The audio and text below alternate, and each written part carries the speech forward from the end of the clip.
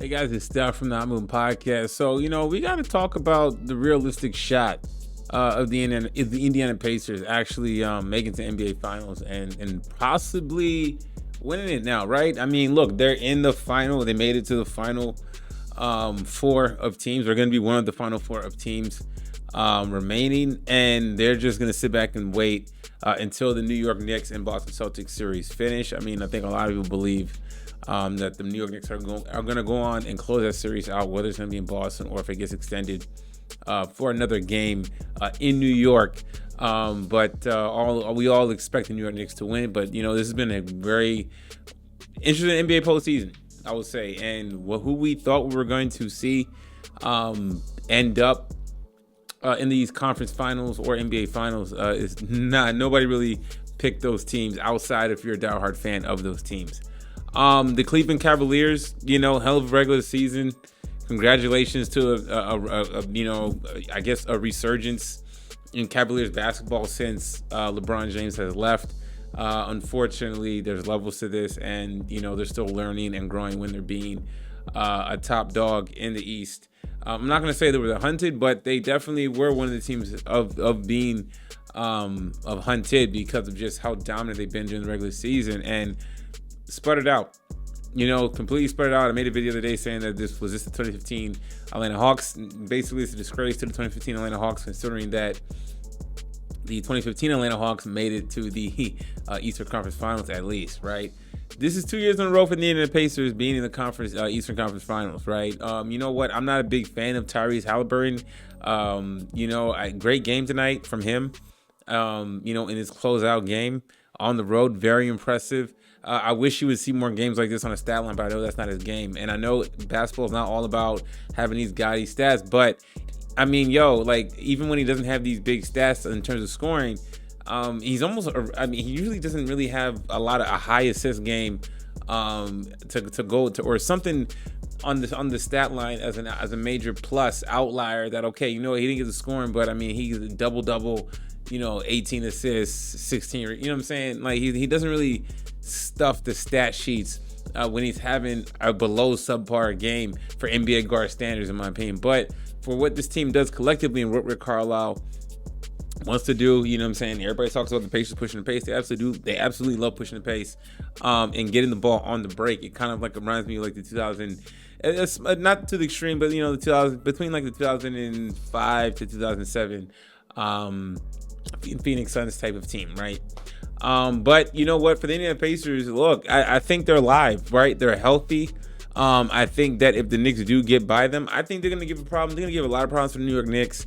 And I am rooting for the Knicks to get to the NBA Finals. I really like that. I was really liking the Knicks team all year, even when I had my questions. But, just something tells me that this Pacers team is going to get this Knicks squad in 6. I really do. I hope I'm wrong about this, but something tells me that this Pacers team is ready to dispatch the Cavs. I get it. The one game where they didn't have all their horses, fine, but I'm only giving the Cavs a one game excuse. And even in that game where they didn't have all their pieces, they blew that game. So the Cavs definitely choked and woefully underperformed. So I got to take that into account of the Pacers defensively and what they're able to produce on offensive output. Very impressive, man. And you know what? You got to start putting some respect on this Indiana Pacers team. I know they're a small market team. The Cavs are a small market team, essentially, but we don't think of the Cavs as small market just because of the LeBron James in the back of our mind on how much he has been the forefront of the face of this franchise. But overall, though, man, I mean, what a hell of a job by the Pacers, and I think that they got a good shot of anybody. And honestly, let's say just for basketball hypotheticals, if the Pacers make it to the finals, and let's say OKC make it to the finals, I like the Pacers giving OKC a good run of their money. I think the matchups would be great from a different stylistic. Both teams like to push the pace. Both teams can play pretty good defense, even though I know that the Oklahoma City Thunder are pretty rated higher. I think that, from a competitive series standpoint, listen, if the Knicks got to the finals and they play OKC, I think that they could be on the verge of getting gentlemen swept. Okay, I think if the Pacers get to the NBA Finals, I think that they will be able to push that series to 6. Best case scenario, 7, losing 7 to the Oklahoma City Thunder. But I mean, the fact that we're talking about the Indiana Pacers in the NBA Finals is crazy. I mean, I don't think anybody really talked about this team being the 4th seed, making it. But we knew they had experience from last year. But again, how do we really rate that experience? You know, considering that teams were injured in the East, okay, and you know, they had the Knicks got injured a lot. So then they kind of got to just kind of go through a softer Knicks team. But I think this year they're validated that. You know what I'm saying? And I think the type of run that they're on right now to be in the back-to-back Eastern Conference Finals is very impressive. For me personally, regardless of how I feel about Tyrese Halliburton, just collectively as an organization, Rick Carlisle, you know, you have your star player, whether I don't like his output, and Tyrese Halliburton, you have your big and Miles Turner, you have your wing help that they traded for last year in Pascal Siakam, you have Nembhard, who's a really good 3-and-D type of guard, you know what I'm saying? Like, really good team. I mean, this team is really well balanced, and you've seen like the more well constructed teams make this run.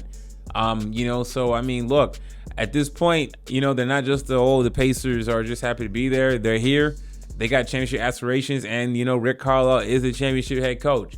All right, he's coached a team full of glue guys and a star player, a la in 2011 the Dallas Mavericks beating the Miami Heat. Right, different construction, but nonetheless, team full of vets and gritty guys and guys that can play. I think the team had like it was with JJ Barea, it was Jason Terry, obviously Dirk Nowitzki, it was Caron Butler, but I think Caron Butler got hurt during that run though, right? You know, they had a lot of guys. I can't go back, I forgot to look, but they had some guys that went out there and did their role, and I feel like he's doing the same thing with his squad though, man. So, you know, credit to the Pacers, man. Hell of a series, and sweeping damn near the Cavaliers, and disappointing for the Cavaliers, man. I mean, they got something to build on, but you know, you saw Donovan Mitchell, you know, getting hurt, broken down towards the end. I mean, even this game, he still puts up 35 points, but it looked like they were just quitting in the third quarter. You know what I'm saying? I mean, they had a late third quarter surge or early fourth quarter surge, but it just didn't seem like it was going to hold up, man. It was just to blow another 20-point type of lead. They were up by 19, right? And the Pacers just evaporated that. You know, I got to put some stock into this team now and take them seriously.